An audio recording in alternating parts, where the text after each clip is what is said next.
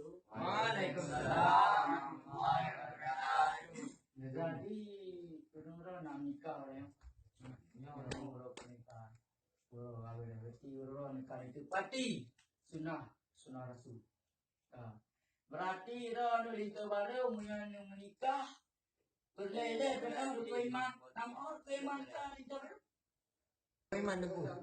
Iyalah. Kiban baron mana baru?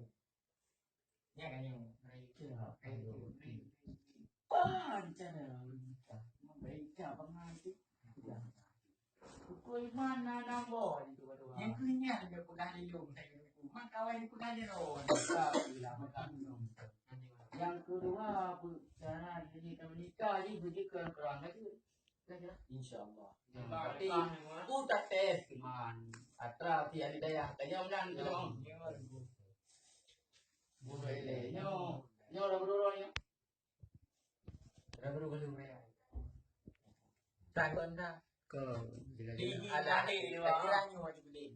kau ni alam ni tu. Yo kumranya. Yo kan. Yo kan dia kan. Di Jakarta baru kita menikah dengan Tunku Subroto hari terpaksa gara-gara tipu. Nah. Berarti orang nyanyian tu sama orang ni? Berarti orang di sana Rabuma. Lapa cara pernikahannya kamu? Baru itu tunggu. Dengar berarti begak-begak ji kalau menikah mana alam betul dia menikah ni dia yang menang ya Ron. Dan buka awal di bela-bela pun menang kan. Dapat di kalau menikah anu si Rabuma Gugata Tunku Sugronyo bin Sugroto dengan makan apa dia nama tu? Kau belum ayam nak? Belum ayam nak? Kau bilang gitu. Dengan Waktu ni ayam. Man 20 banyak dengan wajah cantik cerita tu pasal jauh. Kan?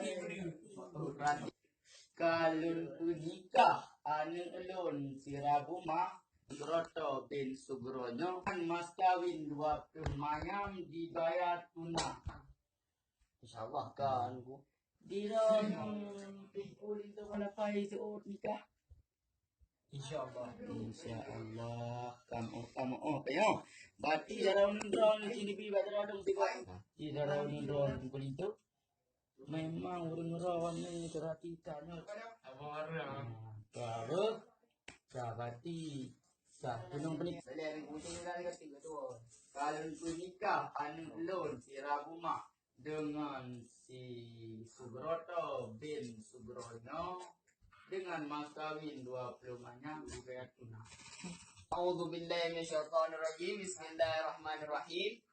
Don menikah anak don si Rabuma kepada Bro dan Tunku Sugronyo dengan mas kawin 20 banyak dibayar tunai. Terima anak ayah dia penikah ke ulun dengan mas kawin terperangkat dalam salat dengan 20 banyak dibayar tunai. Tapi kata